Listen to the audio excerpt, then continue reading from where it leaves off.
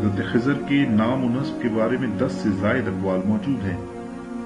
بعض علماء نے انہیں حضرت آدم علیہ السلام کی اولاد بتایا ہے، چنانچہ ایک قول کے مطابق آپ حضرت آدم کے چوتھے فرزند تھے۔ ابو حاتم کا بیان ہے کہ آپ کا نام خضرون بن قابیل بن آدم ہے۔ بعض دوسرے علماء کے نزدیک آپ حضرت ابراہیم علیہ السلام پر ایمان لانے والے ایک شخص کی اولاد ہیں، اور آپ نے حضرت ابراہیم کے ساتھ بابل سے ہجرت کی، اور آپ کا نام بلیہ بن ملکان ہے۔ آپ کے نام کے حوالے سے صحیح اور مشہور قول یہ ہے کہ حضرت خضر کا اصلی نام بلیہ بن ملکان بن فالغ بن عامر بن شالغ بن ارفخشت بن سام بن نوح ہے۔ امام نووی کا بیان ہے کہ حضرت خضر کی کنیت ابو العباس ہے، اور اس پر سب کا اتفاق ہے۔ مورخین اور صوفیہ نے ان کی یہی کنیت بتائی ہے۔ مورخین کی اکثریت کا خیال ہے کہ خضر سبز رنگ والا ان کا لقب ہے۔ ایک قول میں اس لقب کی وجہ یہ بتائی گئی کہ جہاں قیام کرتے تھے وہاں سرسبز گھاس اگتی تھی، یا وہاں کی خشک گھاس سرسبز ہو جاتی تھی۔ ایک اور قول کے مطابق ان کا نام اس لیے خضر پڑا کہ وہ جہاں نماز پڑھتے ہیں ان کی ارد گرد کی زمین سرسبز ہو جاتی ہے۔ حدیث شریف میں آیا ہے کہ خضر اس وجہ سے ان کا لقب پڑ گیا کہ وہ سوکھی گھاس والی زمین پر بیٹھ گئے تو وہ سرسبز ہو گئی۔ علماء نے ان کے لقب کی یہی وجہ بیان کی ہے۔ حضرت موسیٰ علیہ السلام نے آپ کو سبز بچھونے پر کپڑا اوڑے ہوئے لیٹے دیکھا تھا۔ تاریخی لحاظ سے حضرت خضر کے زمانے کا تعین کرنا قدر دشوار ہے۔ ایک قول کے مطابق حضرت خضر ایران کے بادشاہ افریدون اور ذوالقرنین کے ہم اثر رہے ہیں۔ ایک دوسرے بیان کے مطابق حضرت خضر حضرت ابراہیم کے ہم اثر بادشاہ ذوالقرنین کے لشکر کے آگے آگے رہتے تھے، لیکن حضرت ابراہیم کے دور میں وہ پیغمبر نہیں تھے، بلکہ بنی اسرائیل کے بادشاہ ناشیہ بن عموس کے دور میں انہیں پیغمبری عطا ہوئی۔ ناشیہ بن عموس وہی بادشاہ ہیں جو ایرانی بادشاہ بستاسب بن لہراسب کے ہم اثر تھے۔ تاہم یہ رائے محل نظر ہے، کیونکہ مورخین کے بقول ناشیہ بن عموس اور افریدون کے درمیان 1000 سے زائد سال کا فاصلہ ہے۔ جب بھی حضرت خضر علیہ السلام کی تاریخ اور چشمہ آب حیات کا ذکر آتا ہے تو حضرت ذوالقرنین علیہ السلام کا تذکرہ بھی کیا جاتا ہے۔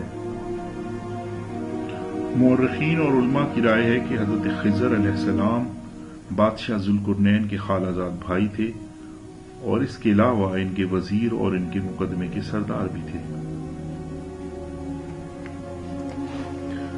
ایک روایت کے مطابق ذوالقرنین اللہ تعالیٰ کے صالح بندوں میں سے تھے، اور اللہ تعالیٰ نے انہیں مشرق و مغرب کی سلطنت عطا کی تھی۔ ایک فرشتہ ان کا دوست تھا جس کا نام رفائیل تھا۔ یہ فرشتہ ذوالقرنین سے ملاقات کرنے آتا۔ ایک روز ذوالقرنین نے اس دوران گفتگو سے سوال کیا کہ مجھے آسمانوں میں فرشتوں کی عبادت سے آگاہ کیجیے۔ رفائیل یہ سوال سن کر رو پڑے اور بولے کہ ہماری عبادت کے مقابلے میں تم لوگوں کی عبادت ہی کیا ہے؟ آسمان میں اللہ تعالیٰ کے ایسے فرشتے ہیں جو ہمیشہ قیام میں رہتے ہیں، کبھی بیٹھتے نہیں۔ ایسے بھی فرشتے ہیں جو ہمیشہ سجدے میں پڑے رہتے ہیں، کبھی سجدے سے سر نہیں اٹھاتے، اور ایسے بھی فرشتے ہیں جو ہمیشہ رکوع میں رہتے ہیں، کبھی کھڑے ہوتے ہی نہیں۔ اس پر بھی یہ فرشتے پڑھتے ہیں، اے ہمارے پروردگار، ہم آپ کی عبادت نہیں کر پائے جیسا کہ آپ کی عبادت کا حق تھا۔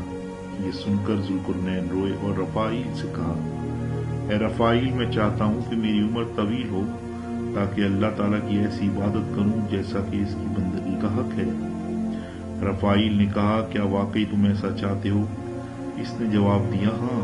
رفائیل نے کہا، اللہ تعالیٰ کا ایک چشمہ ہے جسے چشمہ حیوان یا چشمہ آب حیات کہتے ہیں، جو اس میں سے ایک گھونٹ پانی پی لے سے کبھی موت نہیں آ سکتی جب تک وہ خود اللہ تعالیٰ سے موت کی درخواست نہ کرے۔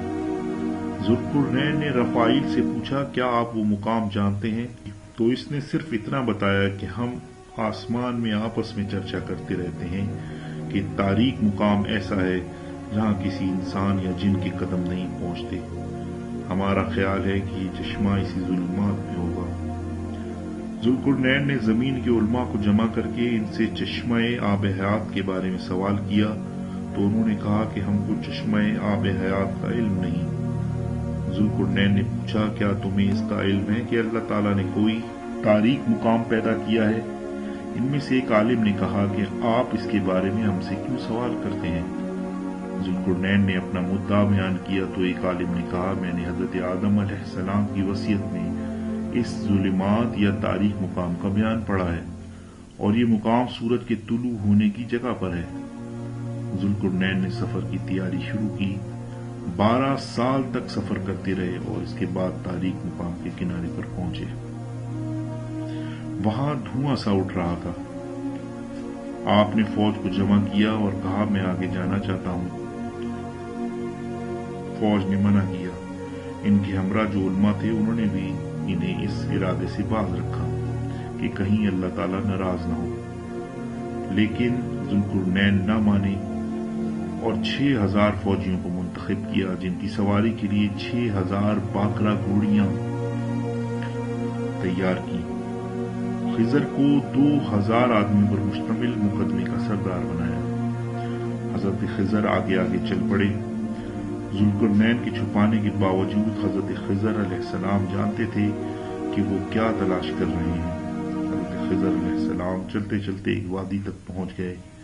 وہ سمجھ گئے کہ چشمہ اسی وادی میں ہے۔ انہوں نے وادی کے بالائی حصے پر پہنچ کر اپنے ساتھیوں کو روکا اور خود آگے بڑھ گئے۔ چلتے چلتے وہ پانی کے ایک چشمے کے کنارے پہنچ گئے۔ پانی دودھ سے زیادہ سفید اور شہد سے زیادہ شیریں تھا۔ انہوں نے کپڑے اتارے، پانی پیا، وضو اور غسل کر کے باہر آ گئے اور کپڑے پہن کر چلے آئے۔ جب بادشاہ ذوالقرنین وہاں گیا تو اسے چشمہ نہ ملا۔ یہ روایت حضرت امام جعفر صادق نے اپنے والد سے کی ہے۔ اس کے علاوہ بھی متعدد کتابوں میں یہ روایت موجود ہے۔ حضرت خضر علیہ السلام کی لمبی زندگی کے متعلق ایک اور روایت یہ بھی ہے کہ حضرت آدم علیہ السلام نے اللہ تعالیٰ سے دعا کی کہ جو ان کی لاش کو دفن کرے اس کی زندگی قیامت تک لمبی ہو۔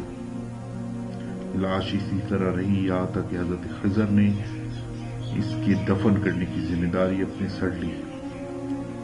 انہوں نے حضرت آدم علیہ السلام کے جسم کو دفن کیا اور اللہ تعالیٰ نے انہیں اپنی زندگی عطا کی۔ یہ حوالہ کتاب المومرین کی صفحہ نمبر 1 سے لیا گیا ہے، جبکہ یہی بات البدایہ والنہایہ کی جلد نمبر 1 صفحہ نمبر 326 پر موجود ہے، جبکہ یہی قصہ قصص الانبیاء کی جلد نمبر 2 صفحہ 519 اور 518 پر موجود ہے، جبکہ روح المانی کی صفحہ نمبر 322 پر اس کا ذکر ہے۔ مشہور روایت ہے کہ حضرت خضر نے چشمہ حیوان سے یا چشمہ آب حیات سے پانی پیا جس سے انہیں طویل زندگی نصیب ہوئی، اور وہ اب تک زندہ ہیں اور لوگوں کی مدد بھی کرتے ہیں، جبکہ حج کے موقع پر ہر سال مکہ معظمہ میں موجود ہوتے ہیں اور بعض حاجیوں سے ملاقات بھی کرتے ہیں، جس کا تذکرہ مختلف حاجیوں نے اپنی رودات میں کیا ہے، جبکہ بعض علماء نے آب حیات کی روایت کو افسانوی داستان کہہ کر رد کرنے کی کوشش کی ہے، لیکن آب حیات کا تذکرہ دنیا کی 4 مختلف قوموں میں موجود ہے، جن میں سے ایک یونانی، دوسرے اسرائیلی یعنی یہودی، تیسرے عیسائی اور چوتھے مسلمان۔